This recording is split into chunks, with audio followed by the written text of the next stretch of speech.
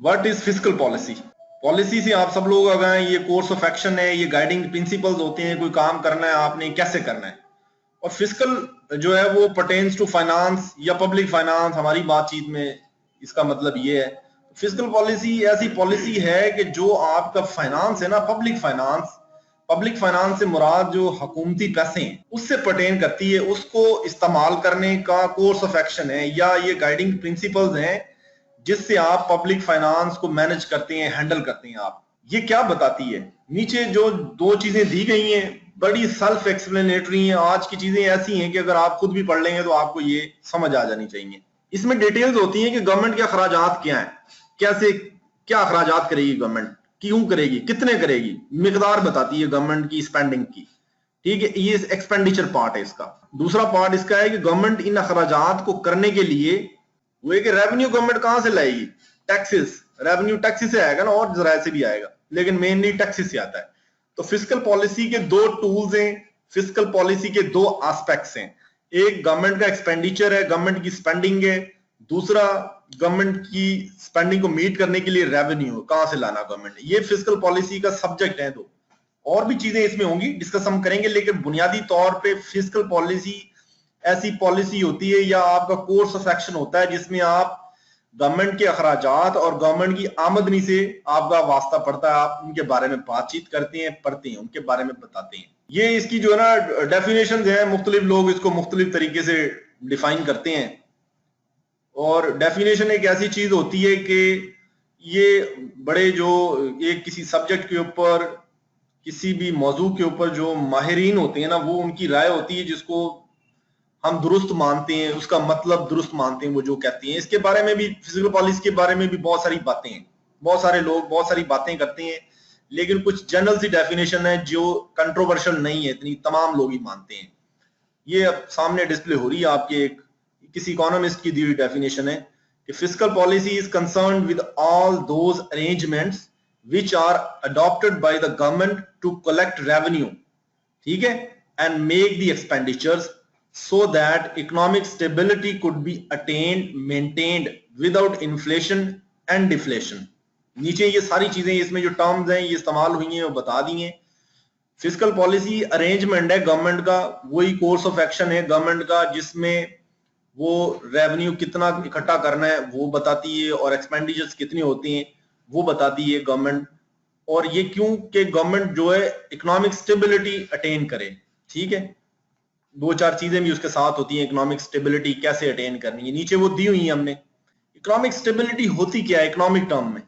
Economic stability एक सूरत हाल है जिसमें आपकी इकोनॉमी कॉन्स्टेंटली ग्रोथ हो रही होती है उसकी, और इन्फ्लेशन जो है वो बड़ा स्टेबल होता है या कम होता है या स्टेबल होता है। ठीक है, जिसमें आपकी इकोनॉमी का वॉल्यूम बढ़ रहा होता है।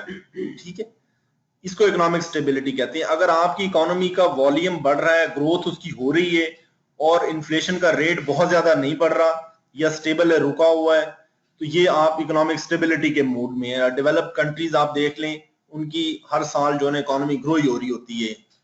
किसी की देखें, चाइना जैसे है, इंडिया जैसे है, इनकी कांस्टेंट ग्रोथ है इकोनॉमीज की, और इसलिए ये स्टेबल भी हैं इकोनॉमीज। हमारी इकोनॉमी की ग्रोथ कभी नीचे चली जाती है, कभी ऊपर चली जाती है, स्टेबल नहीं है, कांस्टेंट नहीं है, इसलिए हमारी इकोनॉमिक स्टेबिलिटी भी नहीं है, इकोनॉमिकली अनस्टेबल। इकोनॉमिक ग्रोथ क्या होती है? ये कांस्टेंट ग्रोथ की जो रेड ऊपर वर्ड्स में हमने बात की है, ये जरूरी है आपको बताना कि यहाँ पे ये कांस्टेंट ग्रोथ जो है, इकोनॉमिक ग्रोथ से क्या मुराद लेते हैं। इकोनॉमिक ग्रोथ होती है कि आपकी जो एक इकोनॉमी है उसकी जो capacity to produce goods and services है ना वो बढ़े। ये आपकी जो capacity to produce goods and services है ना, इसका टोटल आउटपुट ही आपका जीडीपी होता है। इकोनॉमिक ग्रोथ ये होती है कि आपकी कैपेसिटी में इंक्रीज आए, आप जो चीजें पैदा कर रहे हैं, बना रहे हैं, और सर्विसेज जो आप प्रोवाइड कर रहे हैं, आपकी इकोनॉमी जितनी आ रही है उनमें इजाफा हो, बढ़े वो। और इन्फ्लेशन नीचे बताया गया है ब्रिंजल कलर में। इन्फ्लेशन जो है इसके ये बहुत बड़ा टॉपिक है। इन्फ्लेशन बहुत इसकी कॉनोटेशंस हैं डिफरेंट किस्म की, लेकिन आपकी अंडरस्टैंडिंग के लिए सादा सी बात है, कीमतों का, चीजों की कीमतों का बढ़ जाना वो इन्फ्लेशन है। महंगाई जिसे हम कहते हैं ना उर्दू में, महंगाई होगी बड़ी, तो इसका मतलब है कि इन्फ्लेशन है। ये इन्फ्लेशन जो है बहुत ज्यादा जो है वो इन्फ्लेशन जिन भी इकोनॉमीज में होता है, चीजें बहुत जल्दी जल्दी महंगी हो जाती हैं, वो अच्छा नहीं होता है इकोनॉमिक एक्टिविटीज के लिए। इसी तरह इन्फ्लेशन का लो होना भी सही नहीं है, क्योंकि अगर इन्फ्लेशन लो हो जाएगा ना, चीजों की कीमतें गिर जाएंगी तो इकोनॉमी का साइज नहीं बढ़ेगा, इकोनॉमी का साइज रुका रहेगा, इकोनॉमिक ग्रोथ नहीं होगी, इकोनॉमिक स्टेबिलिटी नहीं आएगी। ठीक है, इन्फ्लेशन होना चाहिए लेकिन मुनासिब होना चाहिए, थोड़ा होना चाहिए। अब मैं आपके सामने एक जो है ना डिस्प्ले कर रहा हूँ स्लाइड, अज्जा क्या होते हैं जिसको हम कह सकते हैं, जिसमें क्या क्या चीजें होती हैं फिस्कल पॉलिसी में जो हम डिस्कस करते हैं, क्या क्या देखना चाहिए फिस्कल पॉलिसी में, क्या क्या देखा जाता है, गवर्नमेंट क्या क्या देखती है फिस्कल पॉलिसी में। तो ये है कि इम्पोजिशन ऑफ टैक्सेस, इससे रेवेन्यू आना है ना, तो ये भी फिस्कल पॉलिसी का पार्ट है। गवर्नमेंट एक्सपेंडिचर, गवर्नमेंट ने जितना खर्च करना है वो भी फिस्कल पॉलिसी का पार्ट है। पब्लिक डेट, क्योंकि गवर्नमेंट के जो अखराजात हैं बेसिकली एक हिस्सा तो ये हमने जैसे डिस्कस किया है, ये गवर्नमेंट के अखराजात जो ना मैं इसको कर रहा हूं इन सर्कल, एक पार्ट तो इसका ये एक्सपेंडिचर पार्ट है फिस्कल पॉलिसी का, एक पार्ट है रेवेन्यू पार्ट। रेवेन्यू या तो आप ला सकते हैं टैक्सेस लगा के, अगर आप टैक्सेस नहीं लगा रहे जो कि पीछे माजी में हम करते रहे, हमारी टैक्स बेस नैरो थी, तो क्या करना पड़ेगा, आपको पैसे मांगने पड़ेंगे। ठीक है, पब्लिक डेट, फिर पब्लिक डेट आपका बढ़ेगा, ये भी फिस्कल पॉलिसी का पार्ट है। ठीक है, और उस पब्लिक डेट को आपने मैनेज करना होता है, सब कंट्रीज को डेट करना लेना पड़ता है, कर्जा लेना पड़ता है, तमाम ममालिक को, दुनिया में जो डेवलप्ड ममालिक भी हैं वो भी कर्जा लेते हैं, लेकिन एक लिमिट होनी चाहिए कर्जे में, आपने इंसॉल्वेंट नहीं हो जाना, आपने जो है ना वो जिसको इंसॉल्वेंट का उर्दू में मतलब जो है दिवालिया हो जाना, दिवालिया नहीं होना होता, आपने उसको मैनेज करना होता है डेट को। ठीक है, डेट मैनेजमेंट भी फिस्कल पॉलिसी का पार्ट है। तो फिस्कल पॉलिसी में दो चीजें होती हैं, एक्सपेंडिचर्स और रेवेन्यू। एक्सपेंडिचर गवर्नमेंट ने कर्टेल करना है, तो वो भी फिस्कल पॉलिसी आपकी जो है वो, अगर आपने आगे मैं बताता हूं कि फिस्कल पॉलिसी कितनी इकसाम की होती है बुनियादी तौर पे, तो आपको उस वक्त पता चलेगा एक्सपेंडिचर्स का रेवेन्यू का क्या ताल्लुक है। ठीक है, लेकिन ये इंग्रेडिएंट्स हैं फिस्कल पॉलिसी के, आपको याद होना चाहिए, आपको आइडिया होना चाहिए, याद अगर भी ना भी हो कभी आप देख लेते हैं। फिस्कल पॉलिसी के मैं ऑब्जेक्टिव आपको बता दूं, पहले आपने पढ़ लिया, इकोनॉमिक स्टेबिलिटी इसका ऑब्जेक्टिव है। ठीक है, और इकोनॉमिक स्टेबिलिटी के अंदर ये चीज है, इकोनॉमिक ग्रोथ है, ये सारी चीजें इकोनॉमिक स्टेबिलिटी से ही पर्टेन करती हैं बेसिकली। ये जितने भी इसके ऑब्जेक्टिव्स हैं ना, फिस्कल पॉलिसी का मकसद ही ये होता है कि इकोनॉमिक स्टेबिलिटी एक कंट्री में लाई जाए, इकोनॉमी में लाई जाए।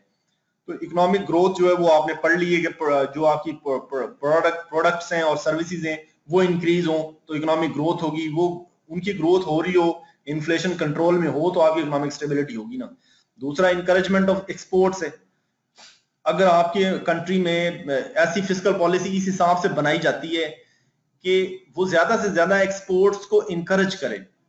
ठीक है, उसमें अब गवर्नमेंट टैक्सेस उस हिसाब से लगाती है कि वो इंडस्ट्रीज, जैसे ये आपकी एक्सपोर्ट सारी जीरो रेटेड है। ठीक है, तो इसका ये भी आपकी टैक्स आप जीरो लगा रहे हैं, इसका मतलब ये कि आप एक्सपोर्ट्स को करना चाहते हैं, सपोर्ट करना चाहते हैं, इनकरेज करना चाहते हैं। ये फिस्कल पॉलिसी का ऑब्जेक्टिव है। तमाम ममालिक जो है एक्सपोर्ट्स को इनकरेज करते हैं फिस्कल पॉलिसी मेयर्स के थ्रू, टैक्स नहीं लगाते उस पर। दूसरा ये कि इंक्रीज इन फॉरेन रिजर्व जो है, ये नीचे डिस्प्ले हो रहा है, इसका ताल्लुक आपके बिल्कुल एक्सपोर्ट्स के साथ ताल्लुक है। जितनी आपकी एक्सपोर्ट हो रही होगी ना, बाहर के ममालिक को चीजें दे रहे होंगे तो वो आपको डॉलर दे रहे होंगे ना उन चीजें खरीदने के लिए, तो वो डॉलर आपके मुल्क में आ रहा होगा। जब डॉलर आपके मुल्क में आएगा तो आपके रिजर्व्स बढ़ेंगे, तो ये रिजर्व्स बढ़ेंगे तो इसका मतलब है कि आपके पास इंटरनेशनली इकोनॉमी में आपके पास जो पावर टू परचेज है वो ज्यादा होगी। ठीक है, इसके साथ ही अब नीचे पब्लिक स्पेंडिंग को दिया हुआ है। पब्लिक स्पेंडिंग को आप चैनलाइज कर सकते हैं, इसकी डायरेक्शन का तयन कर सकते हैं फिस्कल पॉलिसी के थ्रू। आप जो है वो कुछ चीजों को टैक्स करेंगे तो लोग उन्हें नहीं खरीदेंगे, जैसे लग्जरी आइटम्स हैं उन पे आप फेडरल, ये रिजर्व्स क्या होते हैं कि ये आपके पास करेंसी, फॉरेन करेंसी के जो है ना रिजर्व्स होते हैं। आप जब भी बाहर के ममालिक से ट्रेड करते हैं तो आप उनसे अपने रुपीस में ट्रेड नहीं करते, आप उनसे डॉलर्स में ट्रेड करते हैं। आपके पास जितने डॉलर होंगे आपकी इकोनॉमी उतनी स्टेबल होगी। फॉरेन रिजर्व्स का ये अक्सर मसला है ना, आप जो ज़रे मुबादला जिसे कहते हैं, ज़रे मुबादला के ज़खायर बढ़ गए जी, इजाफा हो गया उनमें, जितने आपके पास ज़रे मुबादला जो है करेंसी टू एक्सचेंज विद जितनी ज्यादा होगी, आपकी कैपेसिटी उतनी ज्यादा होगी, आप उतनी चीजें ट्रेड कर सकते हैं, बाहर से ले सकते हैं। लेकिन अगर आपकी एक्सपोर्ट नहीं है, इसका मतलब है आपके पास रिजर्व्स नहीं है और आप इंपोर्ट किए जा रहे हैं, ठीक है, इंपोर्ट किए जा रहे हैं, तो इंपोर्ट पे तो आपको डॉलर देना पड़ रहा है ना, आपको खर्चा करना पड़ रहा है। ये फॉरेन रिजर्व ऐसे ही समझ लें, एक मुल्क के पास जो है ना बैनुल अक़वामी मार्केट में चीजें खरीदने के लिए पैसे, ठीक है, आप ऑयल इतना इंपोर्ट कर रहे हैं, अगर आपके पास फॉरेन रिजर्व्स नहीं होंगे तो कहां से खरीदेंगे आप, रुपीज से तो नहीं खरीदेंगे। अब ये फिस्कल पॉलिसी का मकसद है कि वो फॉरेन ऐसी फिस्कल पॉलिसी में ऐसे पब्लिक स्पेंडिंग ये जो हुकूमत खर्चा करती है, ठीक है, पब्लिक स्पेंडिंग इससे भी मुराद लेते हैं जो हुकूमत ने अखराजात करने होते हैं, जो प्रोजेक्ट्स बन रहे हैं या जो करंट एक्सपेंडिचर्स हैं या आपके पब्लिक सेक्टर डेवलपमेंट एक्सपेंडिचर्स की भी टाइप है ना, गवर्नमेंट के एक्सपेंडिचर दो टाइप के हैं। करंट एक्सपेंडिचर होते हैं तनख्वाहें दे देना जी, रेगुलर चल रही हैं, ये अस्पतालों के लिए चीजें आ रही हैं, रेगुलर फिक्स चीजें हैं। कुछ होते हैं पीएसडीपी जो डेवलपमेंट के एक्सपेंडिचर्स होते हैं, जिनमें आपकी ये मोटरवेज बनना, ये डेवलपमेंट एक्सपेंडिचर्स हैं, ये आपके कोई बड़े बड़े डेवलपमेंट के प्रोजेक्ट्स बनना, ये डेवलपमेंट एक्सपेंडिचर्स हैं। पब्लिक स्पेंडिंग को अगर कम करेंगी, कोई इकोनॉमी को कम करेगी, तो उसके पास पैसे बचेंगे और कहीं खर्च करने के लिए, तो ये फिस्कल पॉलिसी का पार्ट है। ये मकसद भी ये उसको इस तरीके से चैनलाइज करना पब्लिक स्पेंडिंग को कि आपका फिस्कल डिफिसिट ना पैदा हो, आपके पास पैसे कम ना हो जाएं, ठीक है।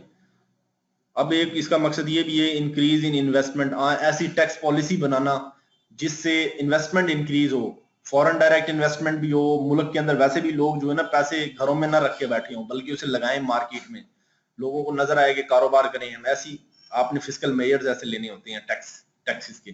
प्रॉपर्टी पे गवर्नमेंट ने जो है वो टैक्स लगाया है, उसमें से इन्वेस्टमेंट निकल रही है, ठीक है, उसमें मजीद इन्वेस्टमेंट प्रॉपर्टी के सेक्टर में नहीं आ रही।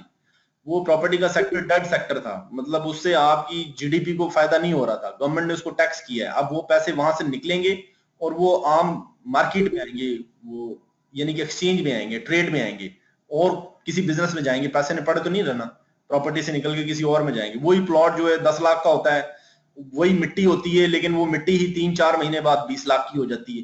तो बेसिकली वो आपका कैपिटल इतना सारा उसमें फंसा होता है रियल एस्टेट में, तो वो टैक्सेस लगा के गवर्नमेंट ने देखे उसको सीधा कर दिया है, वहां से लोग पैसे निकाल रहे हैं। अब बड़ी मुश्किल से अब तो लोग भाग रहे हैं कि पैसे निकाल के कहीं और लगाएं, कोई और बिजनेस कर लें। इसका मकसद है इनकम डिस्पैरिटी है ना, लोगों के दरमियान इनकम जो है किसी की ज्यादा है किसी की कम है, इक्वालिटी नहीं है इनकम की, इसको भी रिड्यूस करना कम से कम, ताकि डिस्पैरिटी ज्यादा ना हो लोगों में। हैव्स एंड हैव नॉट्स का जो फर्क है उसको कम करना, अमीर और गरीब का फर्क जो है ना ये खत्म नहीं हो सकता, ये कुदरत ने बनाया है, कानून कुदरत है, तो ये जो है ना कम नहीं हो सकता, यानी कि ये फर्क तो रहेगा, लेकिन इसको आपने एड्रेस करना होता है, आपने कोशिश करनी होती है कि इसको कम से कम करें। ठीक हो गया जी। अब इसके मैं आपको टूल्स बता रहा हूं, ऑब्जेक्टिव्स तो हमने इसके पढ़ लिए हैं, इसके दो ही टूल हैं फिस्कल पॉलिसी के। गवर्नमेंट स्पेंडिंग जो है, पब्लिक जिसे स्पेंडिंग कहते हैं, उसके जरिए वो गवर्नमेंट के पास इख्तियार है कि उसको कम करें तो गवर्नमेंट के पास पैसे होंगे, या टैक्स ज्यादा लगा दे। पब्लिक स्पेंडिंग अगर ज्यादा भी करनी है गवर्नमेंट ने कर ले, लेकिन उसको मीटअप करने के लिए टैक्स को बढ़ा दे, ताकि गवर्नमेंट के पास उतने पैसे हों उस पर अखराजात करने के। ठीक है, आपके पास जितने पैसे होंगे ना, जितनी चादर होगी उतना ही पांव फैलाएंगे आप, ये बस वही फार्मूला है। चादर फैलाने से मतलब है कि आपके पास रेवेन्यू की ब्लैंकेट होगी तो पांव आप ज्यादा फैला सकते हैं, लेकिन अगर आप रेवेन्यू की ब्लैंकेट नहीं है तो आप स्पेंडिंग भी आपको कम करनी पड़ेगी, वरना आपको कर्जे लेने पड़ेंगे। कर्जे आप लेते हैं तो उससे आप सूरत ठीक नहीं ना रहती, ज्यादा कर्जे लिए माजी में हमने बहुत ज्यादा।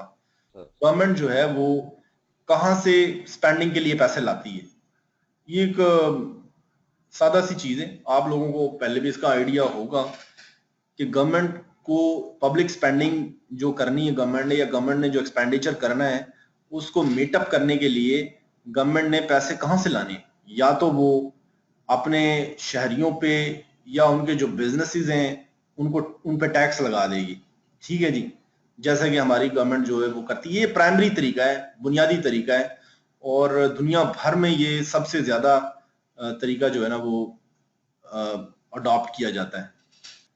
टैक्सेस लगाती है, उससे जो पैसे नहीं आते, बाकी पैसे कहां से लेती है वो नीचे 3 चीजों में बताए हुए हैं कि बैंक से कर्जे लेती है, बॉन्ड्स इशू करती है, ठीक है, उससे फंड्स रेज करती है और उससे अपनी जो पब्लिक स्पेंडिंग है, एक्सपेंडिचर है, उसको मीटअप करती है।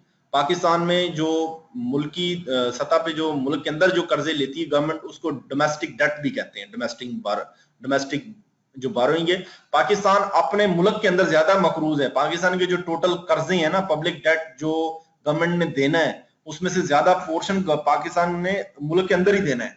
बैंक्स को देना है या बॉन्ड्स इशू किए हुए हैं उनको देना है। बाहर के जो IMF वगैरह से या ये दूसरे डोनर्स हैं उनको कम देने हैं। पाकिस्तान अपने आप का, अपनी अवाम का ज्यादा मकरूज है, अपनी अवाम का और इदारों का।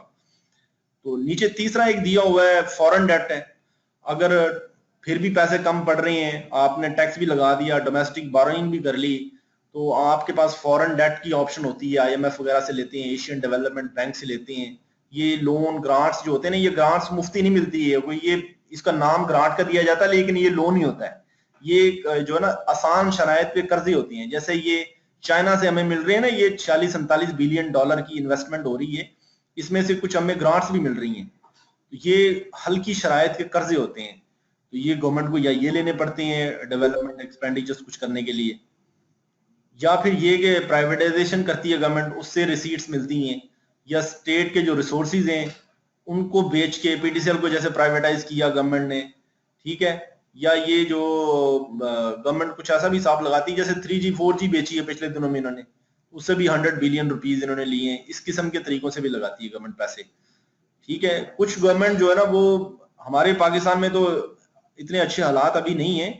रेलवे, PIA, ये OGDC देता है पाकिस्तान को पैसे, लेकिन ये PIA, रेलवे, ये बस अपना खर्चा चलाते हैं। रेलवे तो बल्कि पैसे लेती है गवर्नमेंट से उल्टे, लेकिन ये भी एक इदारे हैं ना, पैसे कमाती हैं, ये भी गवर्नमेंट को फंड कर सकती हैं, लेकिन ये बहुत थोड़े पैसे यानी ये देते हैं। मेजर जो है ना गवर्नमेंट को अपने अखराजात चलाने के लिए ये 4-5-6 तरीके हैं जिनसे गवर्नमेंट जो है ना अपने अखराजात के लिए पैसे इकट्ठे करती है, रेवेन्यू इकट्ठा करती है। ये पार्ट है सारा फिस्कल पॉलिसी का। अब जो है ना ये गवर्नमेंट एक्सपेंडिचर की एक जो है ना एक्सप्लेनेशन आगे आ रही है कि गवर्नमेंट की एक्सपेंडिचर वो दो तरह की होती हैं, जिनमें पहला एक्सपेंडिचर जो है ना वो करंट एक्सपेंडिचर है।